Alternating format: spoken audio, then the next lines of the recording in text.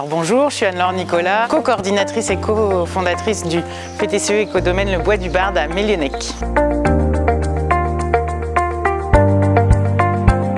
Nous sommes sur un PTCE, un pôle territorial de coopération économique, qui mixe aussi un habitat participatif.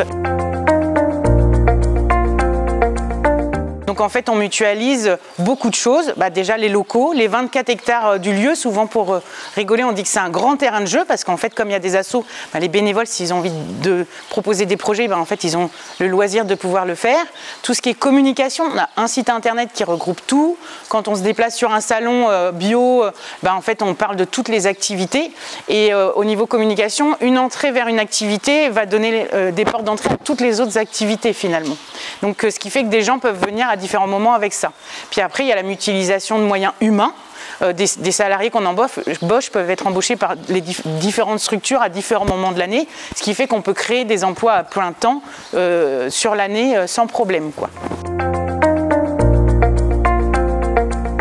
Le fonctionnement de la collégiale, en fait, dans son quotidien, ce qui était important pour nous, le choix du pôle territorial de coopération économique en tant que structuration a été fait à la place d'une SCIC, Société coopérative d'intérêt collectif, parce qu'on voulait que chaque structure juridique ait son autonomie propre. Mais du coup, on est quand même interdépendants les uns des autres grâce à la mutualisation de moyens.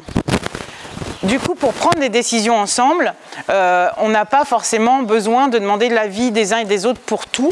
Par contre, quand il y a des grandes décisions qui sont prises, on a des réunions trimestrielles, on appelle ça des cercles, qui sont des cercles stratégiques, où on va mettre en place nos protocoles sociocratiques, puisqu'on est en gouvernance partagée qui est la sociocratie, ce qui permet en fait de prendre des décisions par consentement mutuel. Il y a ce fonctionnement-là qui permet qu'il y a une horizontalité, et ça ne veut pas dire qu'il n'y a pas de chef par contre, parce qu'il y a quelqu'un qui guide l'ensemble en fait de la structuration du lieu, et donc on est deux co-coordinateurs aujourd'hui sur le lieu où on se partage en fait la vision globale qu'on peut avoir des projets, et c'est dans nos rôles et nos compétences en fait de mettre des warnings où il en faut, pour dire attention, peut-être pas aller là, mais plus aller vers ce chemin-là au vu de l'évolution sociétale ou au vu de l'économie, comment ça se passe, quoi.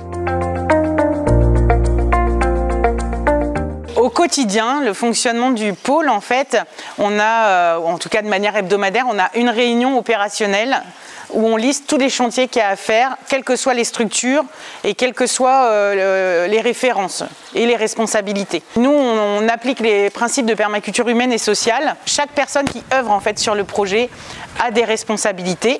Par exemple, le potager. Donc là, c'est plus au niveau de l'habitat participatif, mais c'est assez significatif. Ou tout ce qui est bricolage, ou plus tout ce qui est communication. Et du coup, quand on a une responsabilité, des fois, on a besoin de moyens humains.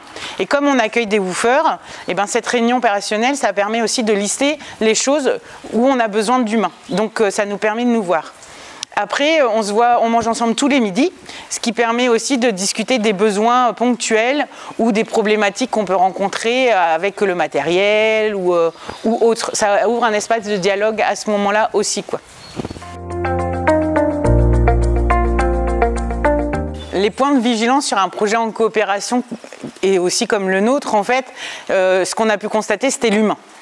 Ça reste vraiment parce qu'au niveau matériel on arrivera toujours à trouver des solutions, au niveau financier aussi, mais l'humain, ça aujourd'hui en fait on ne peut pas être garant des névroses que les uns et les autres peuvent avoir. Donc en fait c'est comment on fait avec ça, parce qu'on reste tous des humains, voilà, tout simplement. Donc dans notre fonctionnement on a mis beaucoup de choses en place, dont le système restauratif qui nous permet de gérer les conflits, et ça va de l'encouragement à discuter avec la personne des tensions qu'on peut éprouver ou des fois juste des interprétations qu'on peut avoir suivant les comportements, à l'appel à un médiateur extérieur. Nous, on a 2 facilitateurs extérieurs qui viennent ponctuellement si on rencontre des difficultés pour discuter de certains sujets. Et puis, on a jusqu'à l'intervention régulière. Là, ça fait la 2e année, là, on en recommence une, mais de thérapie de groupe pour aller plus loin dans nos peurs et dans qu'est-ce qui fait que des fois ça bloque et comment le système se bloque, en fait.